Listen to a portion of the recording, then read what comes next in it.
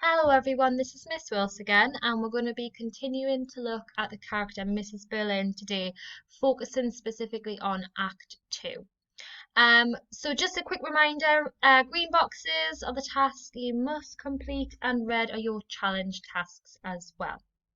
So we're just continuing with the same lesson objectives today. So we're looking at what kind of character Mrs. Berlin is, and also the kind of language and dramatic devices Priestley uses to construct her character and what she represents. So essentially, why has Mr. Berlin constructed her character? What is her purpose on stage here? So I want you to start off by looking at this little exchange between Mrs. Berlin and Sheila. So Miss Berlin says, I don't suppose for a moment that we can understand why the girl committed suicide, girls of that class. And Sheila urgently cutting in, Mother, don't, please don't. So we have that exchange there, which is a very interesting exchange, and I would like you to think about what does this actually reveal to us about Mrs. Berlin's character, and also what does it reveal to us about the changing relationship between her and her daughter. So there are 5 questions in that box there, and I would like you to use those questions to kind of guide your answers here. I'd like you to pause this clip and try and answer them as best as you can, and then we'll go over some ideas. Okay, guys, so hopefully you managed to get something down. We're going to go through a few ideas now so you can add to your notes as I talk through them. So, question number 1, what does this show us about Sybil's attitude to the lower class? Well, straight away, she's referring to them that class. And she's basically saying she sees them as morally inferior. She sees herself as superior. She kind of sees society not as one, not as whole, not as working together, but she sees that it's segregated into these class systems. And she's very much in favour of this and would very much like to just keep herself and her concerns surrounding her bubble and nothing else. Because, of course, this is easier for her as well. She doesn't see it as her responsibility, ironically, seeing as she is part of this charity. She's leading this charity, and it is supposed to be her responsibility there as well. So, question 2, what is interesting about the language Priestley uses to show Sybil's attitude? Well, the first thing that I looked at was the idea that she refers to Eva as the girl. So instead of using the proper noun and using her name, she uses a common noun girl, which is interesting because she knows what her name is. Her name has been brought up many times throughout the play so far, but she refuses to use it. Now, to me, this kind of emphasizes the fact that she wants to maintain or sustain that distance between herself and her position and the lower class, and including Eva as well, because she kind of sees all the lower class as one. She doesn't look at them as individuals. She's not looking at this girl as an individual. But also, I think possibly she's trying to create and maintain that emotional distance. She doesn't want to be drawn in this sense of guilt or remorse. So, there's a couple of things you could say about that. And also, she uses the determiner that class when she refers to the working class there, which is interesting again because it kind of suggests that she looks down upon them, she sees them as inferior, and is really trying to uphold those kind of divisions between classes. And when she says understand, so she says we can't understand why the girl committed suicide. She's talking for her whole family there, she thinks. So there's not even this willingness to empathize. There's not even a willingness to be educated and to kind of try and observe what's going on outside her own bubble. There is none of that there. So number 2, number 3, how does the audience respond to Sybil? Well, really, you've got an audience of the time now where where these views will be seen as old-fashioned. Okay, when equality in society is becoming more and more valued, more and more talked about, etc. Because of course it is after the war. So an audience are probably going to dislike her character here. They're going to see her as the antagonist, that she embodies all that is wrong with these old-fashioned kind of ugly values.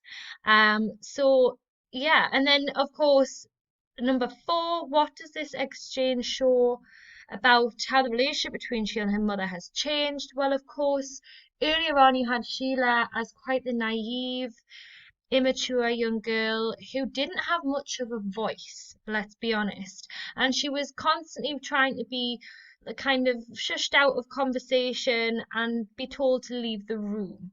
However, now she has a strong voice. Now she is challenging her mother. Now, ironically, where her mother's supposed to be the role model and educate her daughter, roles have kind of reversed here. So that's how their relationship has changed. What does how can we link this to Priestley's themes? Well, of course, you can link this to themes such as the older versus younger generation. So you've got this idea of Mrs. Billin representing the older generation who are ignorant and stuck in their ways, perhaps, and Sheila, the younger generation who, we need to educate, and if we do educate in the way Sheila's been educated, they can then encourage positive change, which is what she's trying to do with Mrs. Berlin here.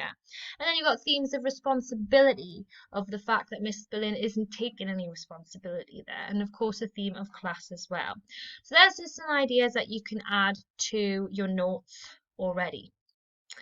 Okay, moving on. So we are obviously thinking about how Priestley constructed the character of Sybil Berlin, and now we want to look at how Priestley uses stage directions.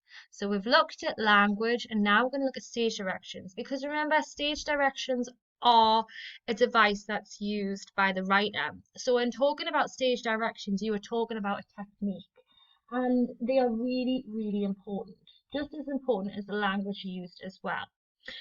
So we're going to look now at this little exchange between Sheila and Mrs. Berlin. So Sheila says, "But don't you see?" And Mrs. Berlin severely, "You're behaving like an hysterical child tonight."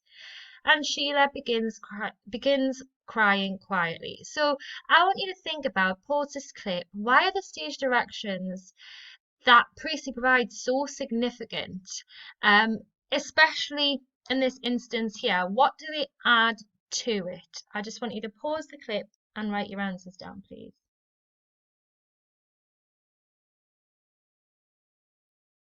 Okay, hopefully you managed to get some ideas down.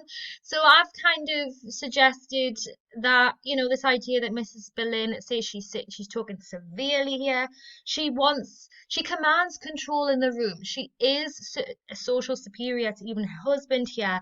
She demands control and authority through the tone of her voice, and she's cruel as well in the way she comes across. She tries to regain this authority over Sheila as well.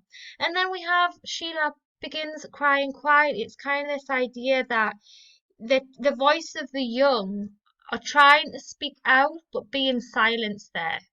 So it's interesting, that exchange and the stage directions. And the second question, is there anything noteworthy about the character's choice of words here as well? I'd like you to consider that as well, and just pause the clip again for a second and write anything down.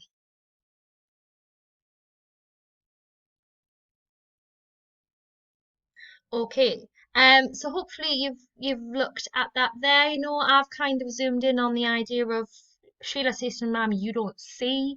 This idea of seeing, opening your eyes a little bit, opening your mind, and also, because it kind of does seem that Miss Boleyn has tunnel vision and only ever looks after her own bubble rather than thinking outside. And also we have, the irony here that Miss Billen is calling her daughter a child, when in reality, what an audience would see is her daughter is behaving more like an adult than she actually is as well. So, moving on. You have the table here.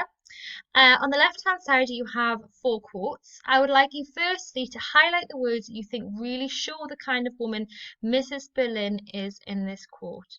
I would then like you to fill out and complete this table. So when you look at the quote, you're going to be looking at and writing down what it tells us and shows us about Sybil's attitudes to the lower class, how the audience respond to Sybil, and if you can link this to any themes that we've looked at so far in Inspector Calls.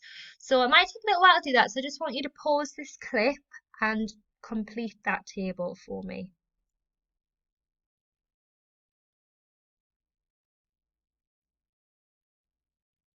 Okay, So just moving on again now, this is where I would like you to just take a moment and see if there's anything extra you'd like to add to your Sybil mind map.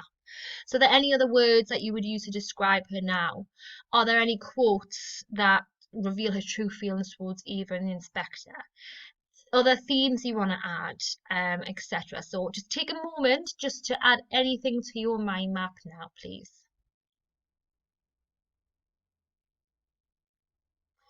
Okay, finally, the final thing we're going to consider before I set you on your last task is what Mrs. Boleyn actually represents. If Mrs. Boleyn represents capitalism and the older generation, Sheila, the hope for change in the younger generation, and Gerald, the aristocracy and the young, what does she actually represent? So I want you to pause this clip and write your ideas down.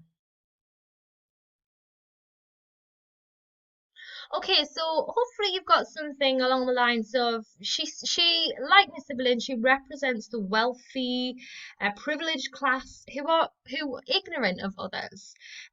She is used to kind of show us how ugly and old-fashioned these values and capitalistic views are, and of course for them to be challenged by her daughter. So very much like Mr. Berlin there, but also the kind of she represents the hypocrisy in society as well through the work she's supposed to do, through a charity that of course she doesn't really do for Eva. Okay, so finally guys, this activity. I want to look at these quotations from pages 40 to 49. You could choose your own as well. And I want you to think about which do you feel is most significant in conveying Mrs. Boleyn's character and why. So you're going to choose a quote for me. Then what you're going to do is I would like you just to write a little paragraph about why you've chose that quotation and what this quotation actually suggests. And there are some sentence starters on the slide here to help you with this. So I would like you to pause the clip and I'll put the quotes back on the screen for you and choose your quote. And then of course, on the next slide, I would like you to use these sentence starters if you need to write a paragraph about this. Just pause this clip now.